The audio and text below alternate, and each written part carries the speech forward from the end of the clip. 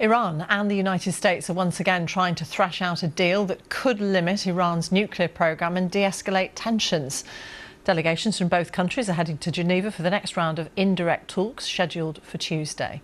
But America's top diplomat, Marco Rubio, has warned that the discussions are likely to be complicated.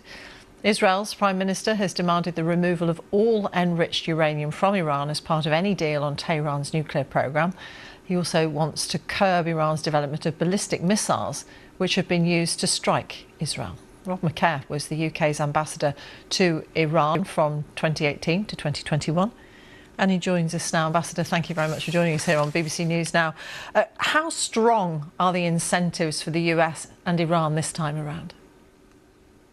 Thank you. Well, there's clearly very strong incentives in principle for both sides to do a deal. After all, the underlying principle of putting Iran's nuclear program under serious constraints and removing it as a threat is a real attraction for the US and important for the world.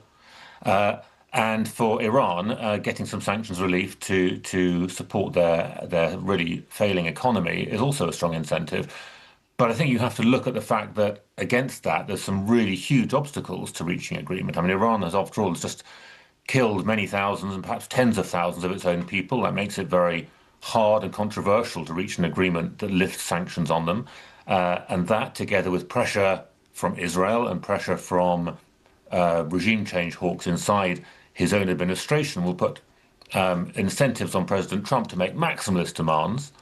And then from Iran's side, it's extremely unlikely that they would be able to make the sort of compromises that would demand. And as you said just now, both sides of this, actually the technicalities of the nuclear side and the technicalities of the sanctions lift side are really, really complex. So it's really difficult to see how they get there. And in terms of optics, which we know matter internationally, particularly, how difficult is it for the United States to be offering a deal with a country where we've seen thousands of protesters killed in recent weeks? I think it is very hard, but I think it's clear that President Trump himself does want to reach a deal.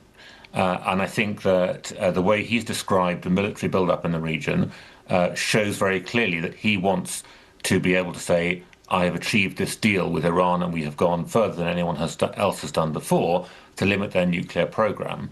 But what that does, and obviously the way that President Trump sees it, flexibility, optionality, unpredictability, they're all things that he sees as really important skills that he has in negotiating.